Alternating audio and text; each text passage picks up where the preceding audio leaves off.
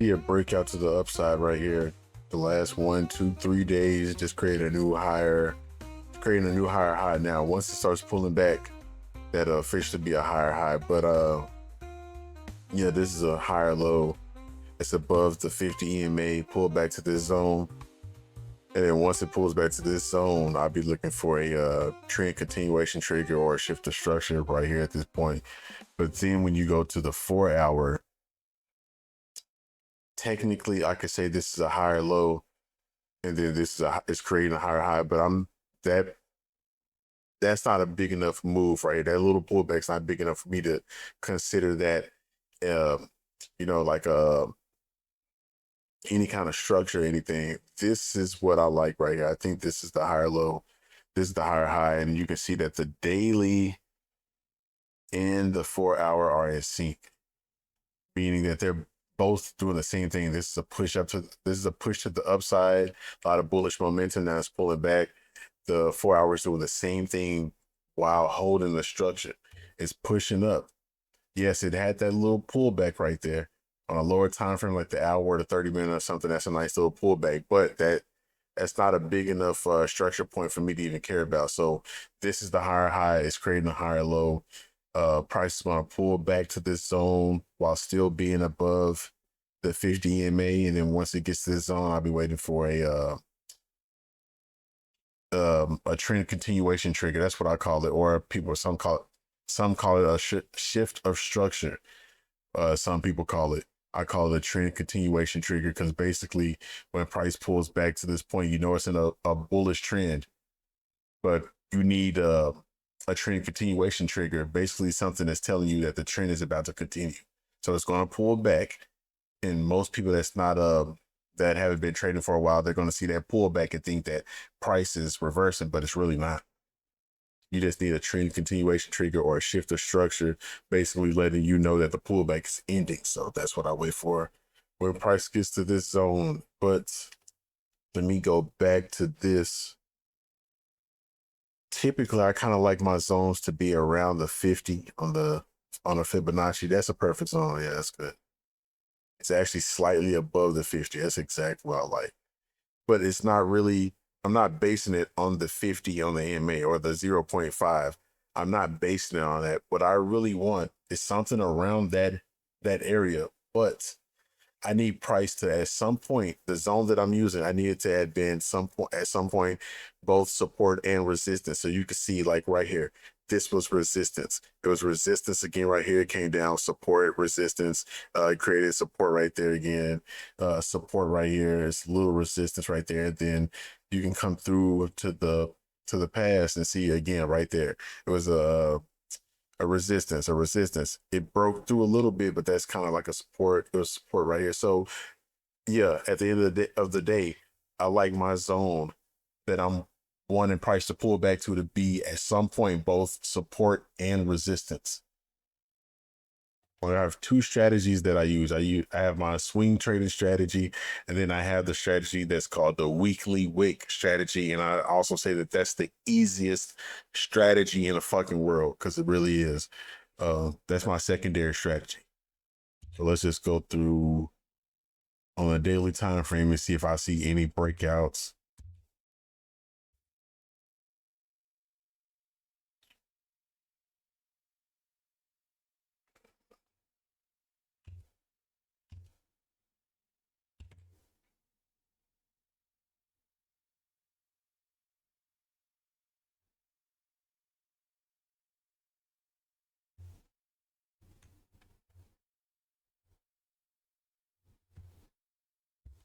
I need the daily and the 4 hour. I need the daily and the 4 hour to be doing the same exact thing. I need them both to be. I need them both to be in the same trend, both above or below the EMA, depending on what the trend is. I need them to be doing the same exact thing.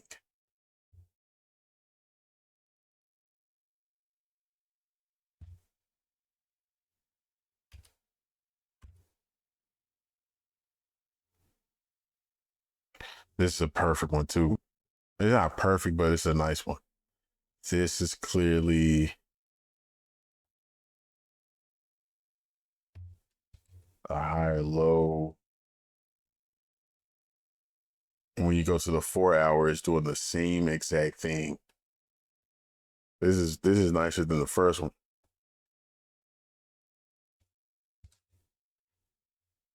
And I'll show you by what I mean when I say they're doing the same thing. Beautiful push to the upside. Beautiful, nice, big, fat ass candles to the upside. And then it's pulling back above the EMA. And then this is what I mean on the 4 hours, doing the same thing. Big bullish momentum candles pushing up. And then when it's pulling back, when it gets to the zone that I'm looking for, it's going to still be above the EMA. Beautiful. And then I'm gonna mark up where my zone is going to be.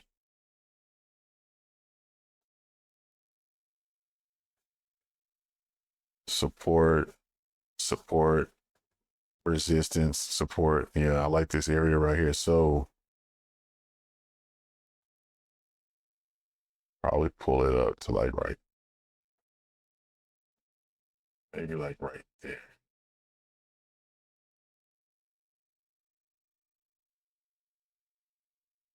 And let's see what the weekly looks like. The previous weekly candle was bullish, so I'm expecting price to just wick off into the body of this one and then continue the momentum this week. So yeah, I'm fucking with this trade. Go ahead and put my alert right here, pull that up. And then let's see what else. I think I seen another one. This one right here is another one.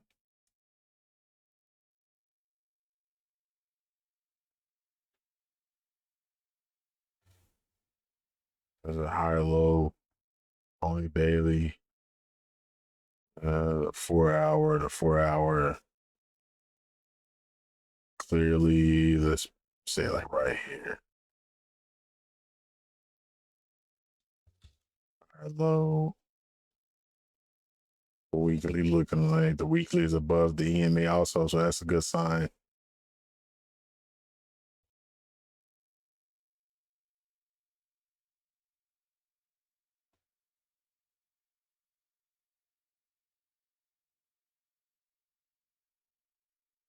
Shit like right here. Yeah, that's about it. Yeah, put a alerts to let me know when the price gets to that zone.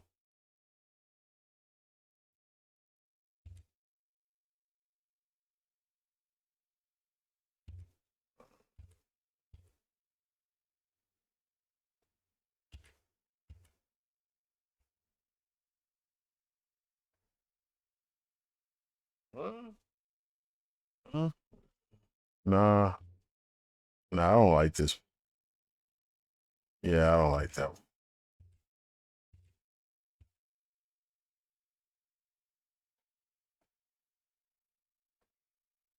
So when I'm looking for a trade, I'm looking at the daily and the 4 hour. I'm checking out both of them. I want to go ahead and make sure that they're in sync like I like it before I even decide to even start even doing any more kind of analysis on it. I need to know that the daily and the 4 hour look at the exact same. And I'm not seeing any more.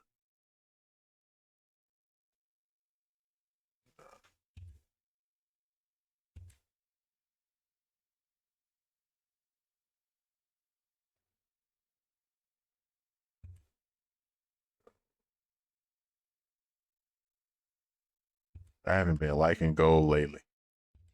Gold has been ugly. NAS 100 too has been ugly. The way I trade has been ugly.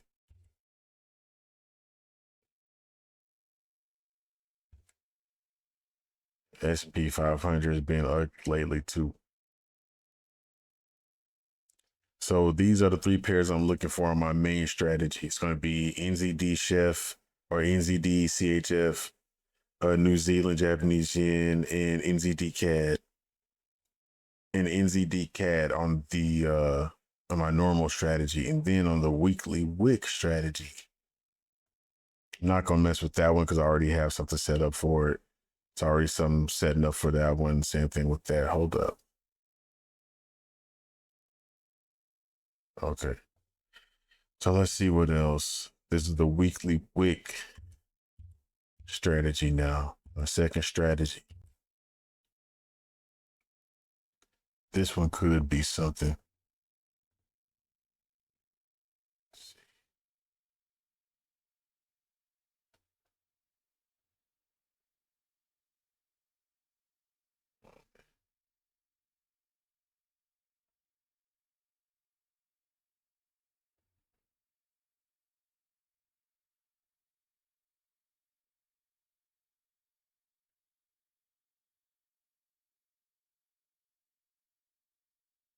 It could work. It could work. I'll put it up here. It could work. Yeah, it could do something, bro. It might be able to do something. We'll see. I'll keep it up here though. Let's see what else though. There's better trades than that. Let's see what else. What else I can find? Hold up. Oh, that's the weekly. Okay, never mind. What up? No, I don't like that one. Previous week. Above the end, maybe. Let's see.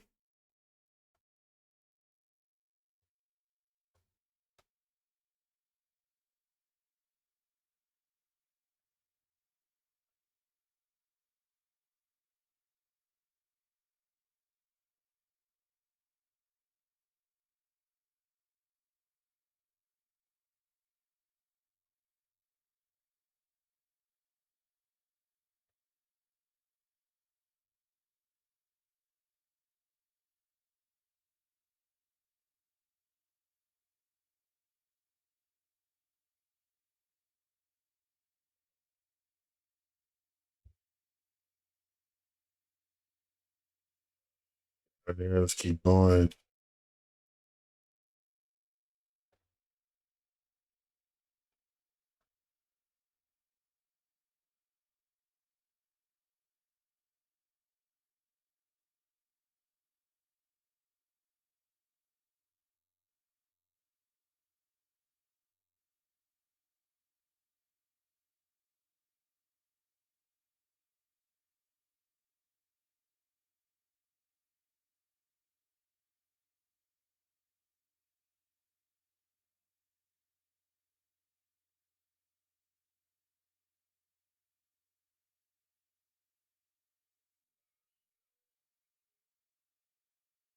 Well, it's not the prettiest, but when when I'm doing the weekly wick strategy, it's not the same as the normal strategy.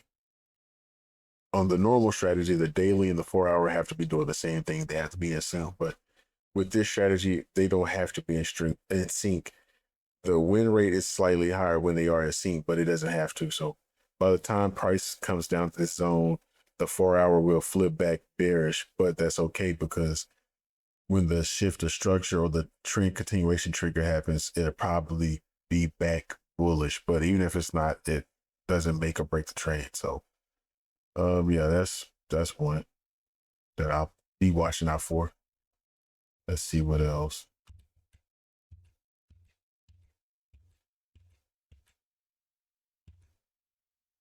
Mm, that's a decent one right here, I think.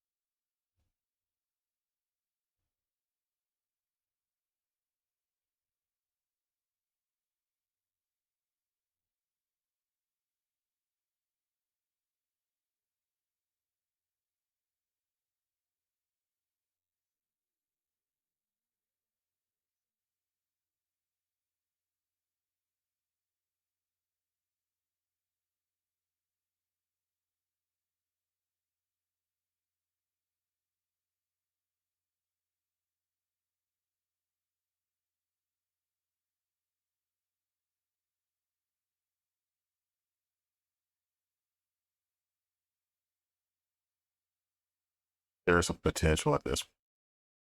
So I'll put it up there. Some potential. Potential.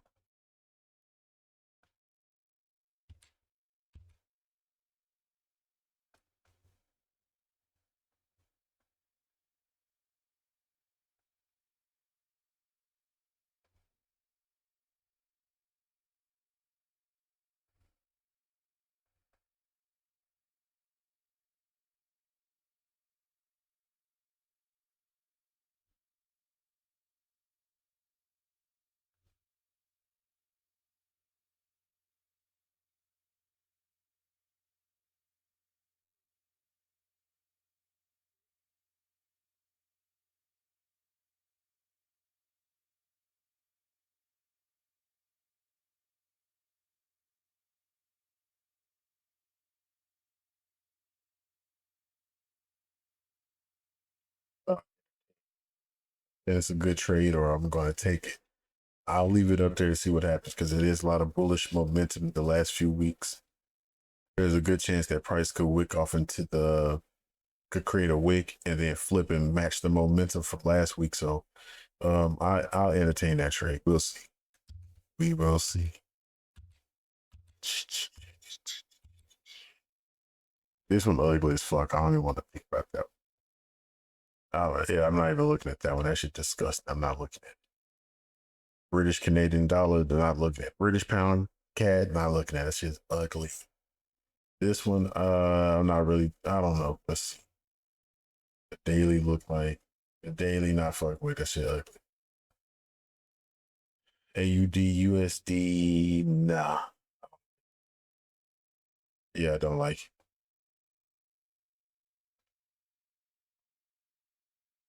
Gold. No.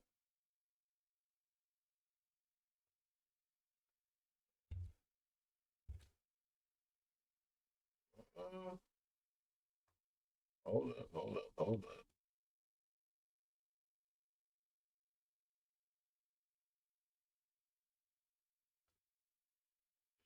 This could be one where I could hold. Like if it has another big push like this, if it's about to break out, this would be a nice trade. I'll probably hold this for like a 1 to 4 or 1 to 5 or something like that. Actually, see what the daily looks like. The daily is solid.